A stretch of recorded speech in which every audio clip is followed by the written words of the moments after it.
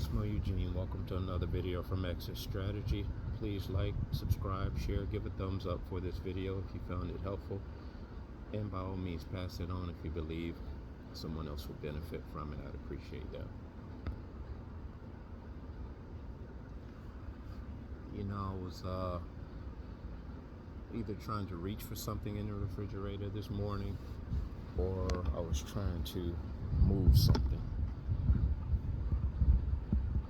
Either way, had a cup of coffee that was probably a fourth of the way full, and in reaching in, I bumped it and it spilled in many parts of the inside of the refrigerator, to which I immediately cleaned it up. But I got thinking, you remember when you were with the narcissist, any and everything you did that remotely resembled a mistake, they were right there to capitalize on it, to comment on it, to give a remark. If you were hammering a nail and you somehow hit your finger, they would remark, "Are you okay?" What you do hit your hand. And much like the coffee I spilled, you could obviously see the coffee in the refrigerator, and you could see me washing it out with a white cloth and a little bit of bleach, just so the sugar doesn't draw any ants or anything like that. I'm big on bleach, and to sanitize it as well. So you do 2 or 3 things with bleach. Some people use vinegar. I'm not a vinegar fan, but anyway, the narcissist would see what I'm doing, and they would ask, "What happened? You waste some coffee?" I mean, a lot of us probably have done that or remarked in that fashion in the past, but that tends to be when we are not using our logic. It's been dumbed down either by being so connected to the matrix type of thinking and wiring. But an empath, we can gather, a set of things that are going on around us just by casual observation and logic. But what's going on with the narcissists, they're doing a couple of things. Their logic is not kicking in, for one. For two, because they're not even interested in what you're doing if it's not benefiting them anyway. And if they observe that you've done something such as I mentioned, wasting the coffee, they will ask the dumbest questions. And I said it, the dumbest questions, the most no-braining questions that you would imagine. I mean, a little child comes out. I would say even a little child would be able to understand what you're doing and what you did. That's something a little child would say. They would say exactly what you did. "You waste coffee, mommy? You waste coffee, daddy?" And so when you hear a narcissist respond this way, they are in their adolescent mindset. And another reason why they will tend to respond like this to you is because they need to see how unraveled you are. They will use the situation that you have to gaslight you with it. They will I don't like these hoodies, they're so crooked. Not that kid. Well, that goes with probably as an OCD. Everything's got to be straight. Anyway, it's kind of breezy out, guys. The weather is good, but I'm gonna stay out here. I love it. They will ask you that for that reason too, because everything you do, they need to find a flaw in you, because we're flawed human beings to begin with. The difference in the average human being and the narcissist is the average human being is fairly aware that we make mistakes. We don't stay stuck in our mistakes. We make the mistake. We try to rectify the situation if possible. If we can't, we just move on.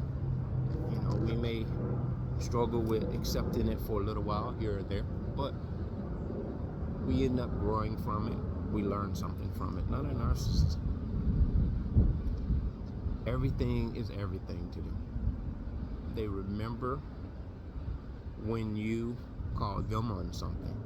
If you correct them on something, you will pay. You will pay. It causes a deep-seated disdain for you when you correct them. Just so you know, guys.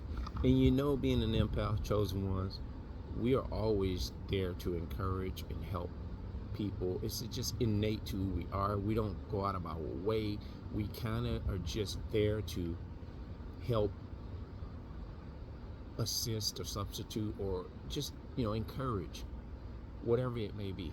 We're definitely not there to bring anyone down, to capitalize on their downfall. But this is what the narcissist is doing. They're wired this way because in them having to insult you and bring you down to a lower level than where you are, they know when they meet you that you are vibrating high. They know you have a light in you that they can't even come close to possessing. And so what they do is they immediately form jealousy for you when they meet you. And so what in their mind is happening is they're saying, I got to get close to them to destroy them.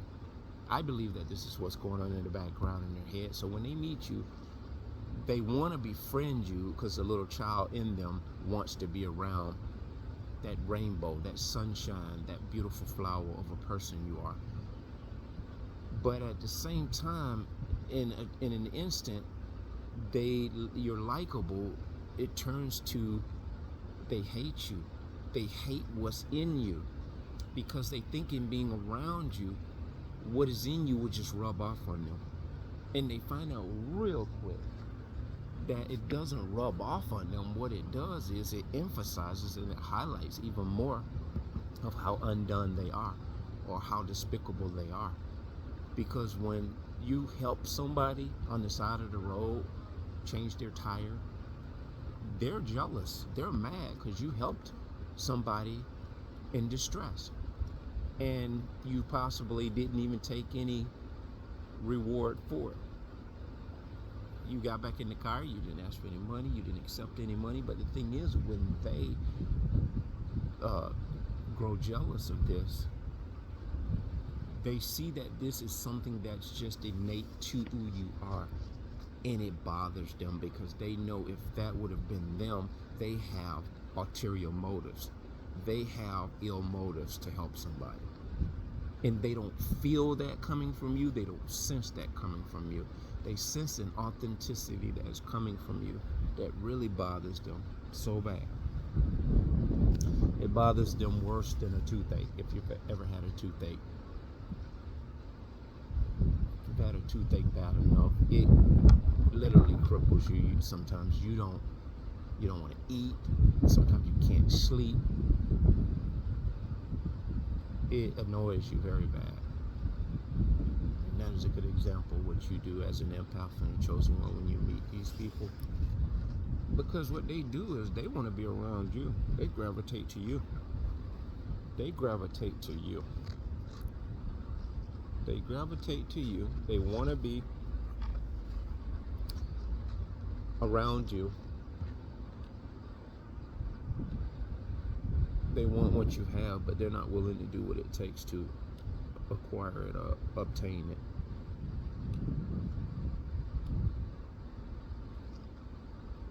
They just want what is in you, and since they can't possess it, they want to do everything they can to bring it out of you. Because if they can't possess it, they don't want you to possess it.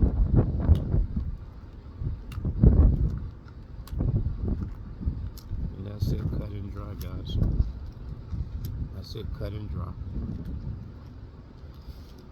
Narcissists come to kill, steal, and destroy. That being said, plus.